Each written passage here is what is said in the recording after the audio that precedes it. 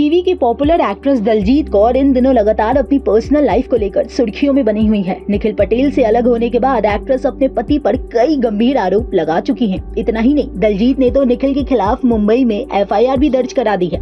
हालांकि इस दौरान निखिल पटेल शांत रहे, लेकिन अब उन्होंने अपनी पत्नी को लेकर कई शॉकिंग खुलासे किए हैं। जी हाँ, शादी के बाद से लेकर अब तक उनकी शादीशुदा लाइफ में क्या क्या दिक्कतें आई हैं, इस बारे में निखिल पटेल ने खुलकर बात की है। निखिल ने हाल ही में अपने सोशल मीडिया अकाउंट पर एक लंबा चौड़ा पोस्ट शेयर किया है। इस पोस्ट में वे लिखते हैं कि साल 2022 में मेरी और दलजीत की पहली मुलाकात हुई थी। हम दुबई में मिले थे। इसके बाद हमने इंडिया में हिंदू रीति रिवाज से बड़ी धूमधाम से शादी रचाई। शादी के बाद हम केन्या चले गए, जहां मैं एक ब्रिटिश प्रवासी के रूप में काम करता हूं और वहां रहता हूं। हम जनवरी 2023 तक एक परिवार की तरह केन्या में साथ रहे। इसके बाद दलजीत अपने बेटे जेडन के साथ भारत वापस आ गई।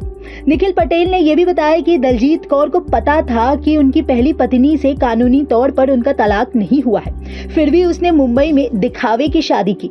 उन्होंने लिखा कि मेरी लीगल टीम ने दलजीत के माता पिता को लेटर भेजा जिसमें इस बात का जिक्र था, फिर भी दलजीत के पेरेंट्स ने अपनी बेटी की शादी करवाई।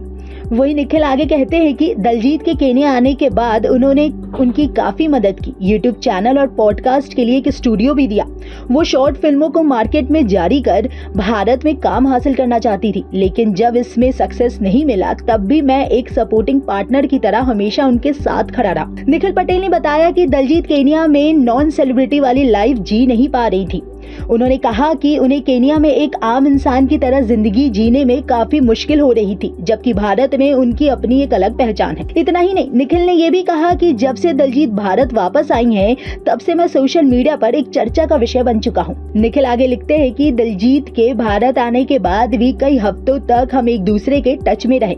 मैंने कई बार रिश्ते को सुधारने की पूरी कोशिश की। मैंने दलजीत को केन्या भी बुलाया ताकि हम फिर से एक साथ एक परिवार की तरह नई शुरुआत कर सके। वो आगे कहते हैं कि इस साल जून में दलजीत केन्या आई, लेकिन उनका उद्देश्य सिर्फ अशांति फैलाना और सोशल मीडिया पर ऐसा कंटेंट बनाना था जिससे वो दिखा सके कि वो बेघर हैं। उन्होंने एक कहानी गढ़ी, कोर्ट से आदेश ले लिया ताकि उन्हें और जेडन को कभी बेदखल ना कर सके। वहीं निखिल ने यह भी खुलासा किया कि 2 अगस्त को दलजीत ने मेरे बर्थडे पर मेरे खिलाफ एफआईआर दर्ज कराई। अपने एक्स पति के खिलाफ भी उसने यही रणनीति इस्तेमाल की थी। एफआईआर में झूठा दावा किया कि मैं एनआरआई हूं, जबकि मैं एक ब्रिटिश नागरिक हूं।